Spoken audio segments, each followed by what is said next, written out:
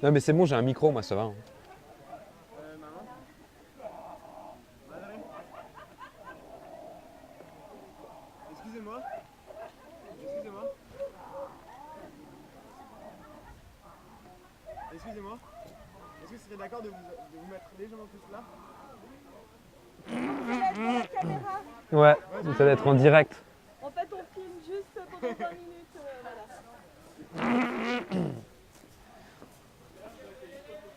Mais il y a un ours dans l'eau là. Ouais. Bonne idée, c'est la triche.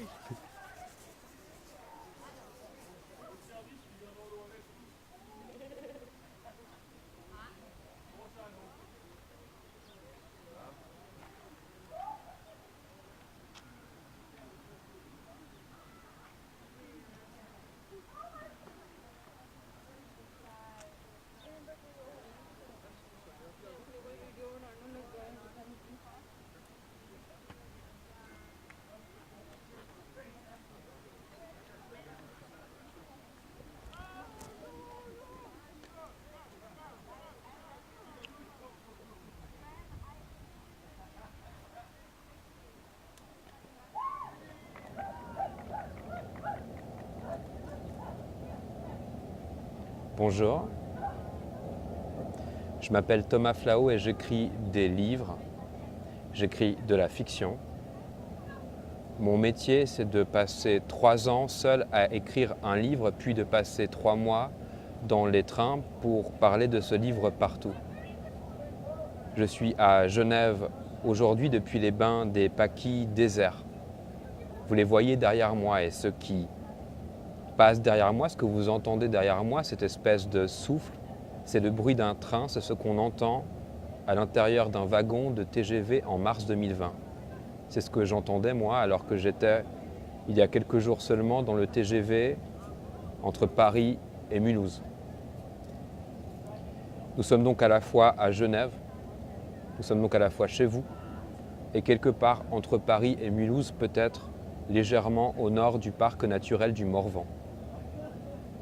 On m'a demandé de venir vous lire quelque chose que j'aurais publié par exemple, mais j'ai décidé de raconter ma vie plutôt. Ma vie de Thomas Flao tient en ce moment à peu de choses. Elle est une version pressée, réduite de ce qu'elle fut. La vie d'Arthur Morgan, par exemple, la vie d'Arthur Morgan, elle est plus intéressante. Parce que je m'appelle aussi Arthur Morgan. Si votre enfant est près de vous, allez demandez-lui qui est Arthur Morgan. Peut-être qu'il le saura, sans doute qu'il le saura, il vous dira Arthur Morgan. Mais Arthur Morgan, c'est un cow-boy. Il vit avec une bande de malfrats et il lui arrive de braquer des trains à vapeur. Il lui arrive de braquer des banques. Pour la bonne cause, c'est-à-dire la sienne. Moi, en tant qu'Arthur Morgan, il m'arrive aussi de chevaucher toute la nuit dans des marécages infestés d'alligators et de tortues bizarres. Il m'arrive aussi de survivre à des naufrages dans la mer des Caraïbes et d'échouer sur une île des Caraïbes où, durant des mois, je me nourris uniquement de chair de perroquet cru en préparant un coup d'État contre un dictateur sanguinaire. Il m'arrive aussi, bien sûr, de tuer des gens, mais ça, on ne va pas trop en parler. C'est ça, mon métier d'Arthur Morgan, donc. Vous devez vous dire que mon métier de Thomas Flao, qui est d'être seul et de ne pas écrire des livres, et mon métier d'Arthur Morgan sont difficiles à concilier, mais ce n'est pas vrai, vous avez tort. C'est possible. Ce n'est pas toujours très facile, mais c'est possible. Ça demande un certain talent, mais c'est possible. Car après tout, Jack London, vous connaissez Jack London? Eh bien, Jack London, il a eu plus de vies différentes qu'un chat.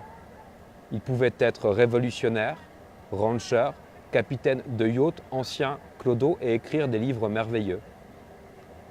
Et d'ailleurs, dans un festival l'été dernier, à une lectrice qui me demandait mon nom après que j'ai lu en public un texte intitulé L'usage de la Nintendo où je racontais, pour faire très vite, mon printemps et mon été 2020 passés entièrement à jouer à la Nintendo. Je lui ai dit que mon nom était Jack London. Ce qu'elle a eu tort de ne pas croire parce que je suis un peu comme Jack London. Je suis un peu comme Jack London, mais depuis chez moi. Il y a, entre Jack London et moi, je dirais un écart. Il y a un écart à la fois très ténu et très remarquable, le même écart qu'il y a entre, je dirais,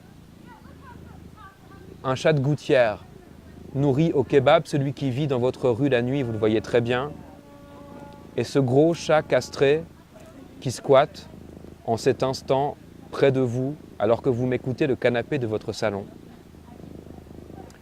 Il y a aussi un siècle d'écart, vous me direz, et c'est important puisqu'il y a un siècle, Jack London pouvait faire des choses qu'on ne peut plus vraiment faire, comme prendre son yacht et naviguer des mois durant entre la côte pacifique des États-Unis et l'Indonésie. Ce que, comme vous, aujourd'hui, il m'est fortement déconseillé de faire pour les raisons que vous savez. Ce qui prenait des mois à Jack London me prendrait quelques heures aujourd'hui, et c'est sans doute ce qui m'amène à devoir vous parler depuis un lieu vide ou presque. C'est cela qui m'a amené à devenir Arthur Morgan, à faire le métier de chevaucher dans des marécages la nuit, à faire le métier de braquer des banques et des trains à vapeur et de tuer les méchants. Je suis devenu Arthur Morgan un jour de novembre. C'était le 8 novembre 2020, le jour où j'ai acheté une PlayStation 4 et un avion dont le héros s'appelle Arthur Morgan. Je sortais tout juste du train. J'avais traversé la France confinée depuis la Dordogne jusqu'à Bienne en Suisse où je vis en passant par Bordeaux et Paris. Et ce trajet, il m'est bien connu, le passage de la frontière, vous savez. Moi, je suis fils d'ouvrier frontalier. Et ça n'avait jamais suscité chez moi une telle impression d'exotisme et d'étrangeté. J'ai traversé un pays et j'ai ensuite traversé Bienne. Et les restaurants étaient pleins. Et les visages n'étaient pas masqués, c'était pas réel tout ça. Après ça, je ne sais pas ce qui s'est passé. Je suis resté 4 mois durant sur mon canapé et je suis devenu peu à peu Arthur Morgan. J'ai appris le dur métier d'Arthur Morgan. En tant qu'Arthur Morgan, en novembre 2020 et mars 2021, j'ai fait beaucoup de choses et je ne vais pas tout vous raconter parce que je me vanterai un peu. Mais il faut savoir que quand même, sans me vanter, j'ai survécu à un naufrage et j'ai pris beaucoup de trains à vapeur. Après des mois à rester en tant que Thomas Flao faisant le métier d'Arthur Morgan sur mon canapé, avec dans les mains le plastique un peu gras, vous savez, toujours un peu plus gras de ma PlayStation 4, j'ai repris le train. C'était il y a quelques jours.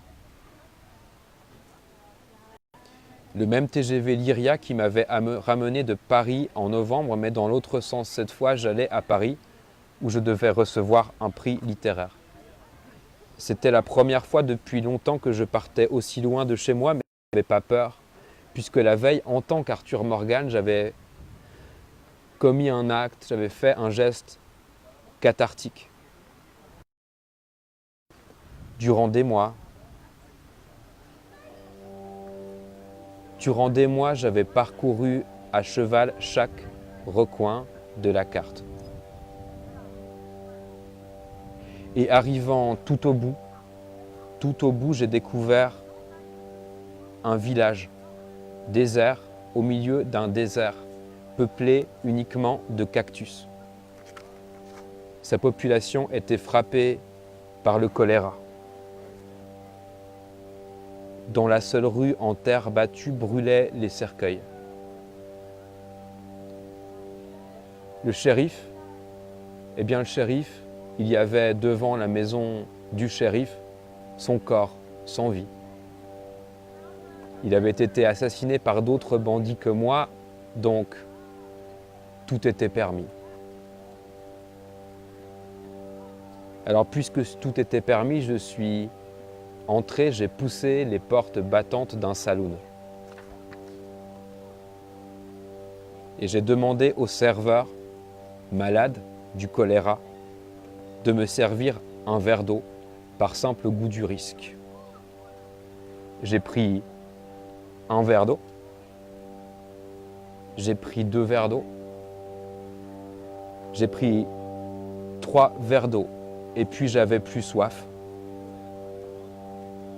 Alors comme j'avais plus soif, je suis sorti du saloon. Devant le saloon, il y avait un homme, il agitait une petite cloche et il hurlait, il dissuadait les étrangers de pénétrer dans le village parce qu'il y avait le choléra dans le village. Il disait, eh bien alors, j'ai tiré près de ses pieds avec un des 2 colts que j'ai toujours à ma ceinture. Et l'homme, il s'est enfui. Alors je suis sorti du village frappé par le choléra et à l'extérieur du village frappé par le choléra, j'ai dressé mon campement. Et j'ai successivement, à l'aide de ma manette, accéléré les jours pour passer la période d'incubation du choléra, pour voir si je tomberais malade. Et vous le voyez, je ne suis pas tombé malade. C'était de bon augure. En tant que Thomas Flao, je me suis dit, je ne tomberai pas malade en voyageant. Bien sûr, je ne suis pas con, j'y croyais pas complètement. Mais au fond, oui, j'y croyais. Parce que c'est ce que produit la fiction, vous savez. Elle est une trace qui persiste sur la rétine quand la lumière l'a frappée. Ainsi, la réalité peut avoir, sans qu'on s'en doute vraiment, les couleurs d'un livre qu'on vient de refermer, les couleurs d'un film dont on vient de visionner le générique jusqu'à la fin, dont on entend encore la musique en marchant dans la rue, sous la pluie, la nuit. Et croyez-moi, cette persistance, elle peut être utile parfois. Je l'utilise, j'en fais usage, elle m'est utile parfois. J'ai pris le train, donc avec moi une force et une confiance que ne peut donner, je crois, que la fiction. Et j'ai plongé dans une réalité étrange.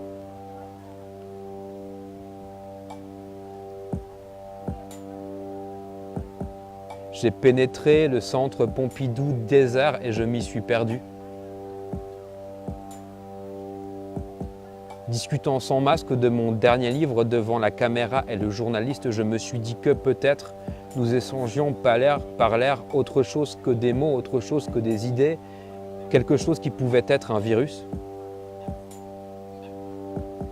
Et sortant après l'heure du couvre-feu, je ne suis pas rentré tout de suite. J'ai descendu la rue Beaubourg vers le sud, là où la perspective ouvre sur les tours de Notre-Dame et la coupole du Panthéon. Ça se détachait sur un ciel rose. Alors j'ai marché vers le ciel rose jusqu'au quai de Seine, où je suis resté un peu, à regarder le ciel rose et à regarder le vide. À écouter ce qui était par contraste avec le souvenir que je gardais du bruit urbain lorsqu'il y a des années, je vivais dans cette grande ville une certaine expérience du silence. Par contraste aussi, le village frappé par le choléra où j'étais la veille, en tant qu'Arthur Morgan, m'a paru plus réaliste que ce que j'avais là, devant les yeux. J'ai pensé que n'ayant pas réussi à lire, pas réussi à regarder de films, pas réussi aussi peu à écrire durant 4 mois, j'avais investi de façon dramatique la vie d'Arthur Morgan. C'était à cet instant l'Ouest sauvage d'Arthur Morgan, le seul monde habitable. Alors sur les quais, j'étais mélancolique. Parce que c'est que là où la fiction est utile, c'est bien sûr parce qu'elle nous propose d'être à la place d'un autre, mais pour un temps seulement. pour un temps seulement.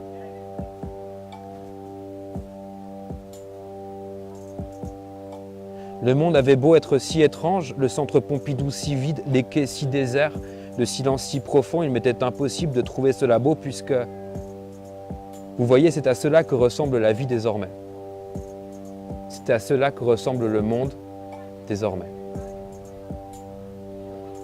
Quand est-ce que je m'y ferai, car il faudra bien s'y faire, quand est-ce que la vie sera autre chose que simplement attendre que la vie revienne parce qu'elle ne reviendra pas. On ne s'extire pas de la réalité comme on se sort d'un livre ou d'un film. On ne peut pas s'échapper. Le monde est une toile. Et on y est piégé. On ne sait pas si on est la mouche engluée ou l'araignée. On ne sait pas si on est le prédateur ou on ne sait pas si on est le repas.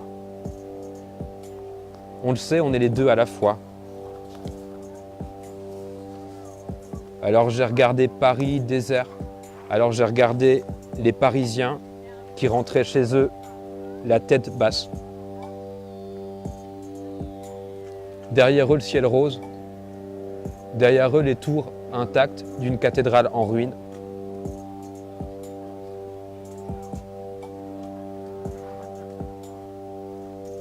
Mais je ne suis pas resté longtemps là parce que je ne suis pas aussi courageux qu'Arthur Morgan, moi. Moi j'ai peur de la maladie. Moi j'ai peur des flics. Alors je suis rentré dans mon hôtel et j'ai dicté le texte que je vous lis ici. J'avais pas le cœur à écrire mais j'avais des choses à consigner. J'ai mis la radio que j'avais laissée tourner pendant une bonne partie de l'écriture de mon dernier livre sur mon ordinateur. Une de ces radios, vous savez, si vous ne le savez pas, demandez à votre enfant. Une de ces radios qui existent sur YouTube, qui propose des musiques un peu lounge comme ça, 24 heures sur 24, avec une animation un peu manga d'une jeune femme qui travaille près d'un chat qui remue la queue. Une musique d'ambiance, quoi, une musique assez douce, assez quelconque, avec des drum beats assez hip-hop comme ça. Voilà. J'étais dans ma chambre d'hôtel et j'ai laissé tourner la radio et j'ai dicté le texte et je vous le lis aujourd'hui. J'ai dit un peu plus tôt que j'avais écrit si peu ces derniers mois parce que je n'ai pas vraiment écrit comme avant. Et chaque jour, je me dis que je n'arriverai plus à faire autre chose que de consigner comme je le fais aujourd'hui, un peu de ce que mon regard, un peu de ce que mon regard et mes oreilles, un peu de ce que mes oreilles captent au hasard. Je n'arrive plus à mettre de l'ordre. Et c'est l'ordre qui fait le livre. Et c'est l'ordre qui fait la fiction, vous savez. Et c'est l'ordre qui fait le livre. Et c'est l'ordre qui fait la fiction.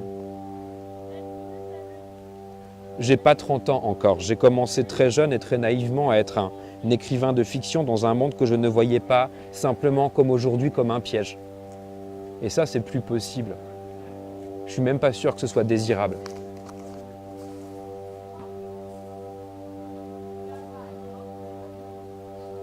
Tout ce que je peux faire, je crois, aujourd'hui, c'est enregistrer des éclats, des lueurs brèves, légères comme des feux follets dans la nuit d'un cimetière. Et je n'écris pas vraiment, je sais.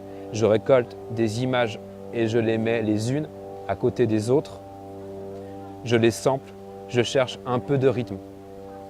Ce qui est presque déjà un ordre, vous me disiez. Vous me dites.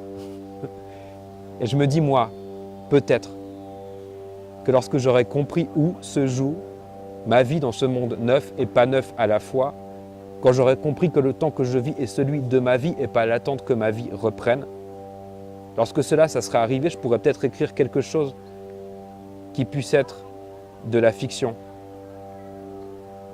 qui puisse être de la vraie fiction, vous savez, quelque chose de sérieux, comme faire vivre à d'autres la vie d'Arthur Morgan, dans un monde qui n'est pas le leur et qui n'est pas le mien non plus. En attendant, je chasse les éclats du monde explosé et je prends le train en vrai et en pensée, je fais comme si j'étais dans le train et vous faites comme si vous étiez dans le train aller.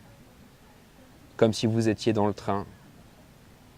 J'écoute ce qu'il y a dans le train et vous écoutez ce qu'il y a dans le train. On y est, on est ensemble, on est dans le train. On est quelque part entre Paris et Mulhouse.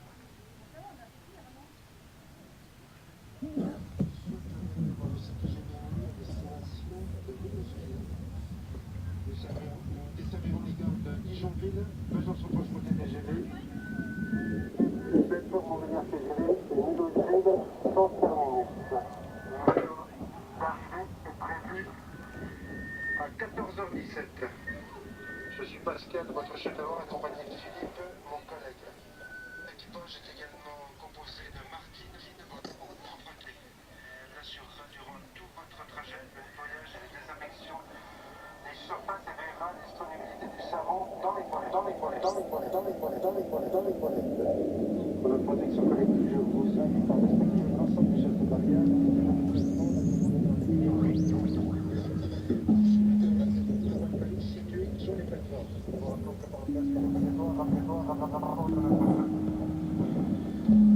Il doit être positionné sur la réserve en recourant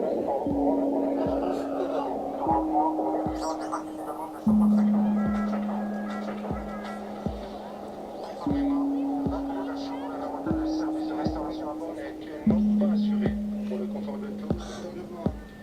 Et dans la mesure du possible, nous recommandons d'éviter de manger à bord. Avec le portail Wifi, vous pourrez accéder gratuitement à Internet.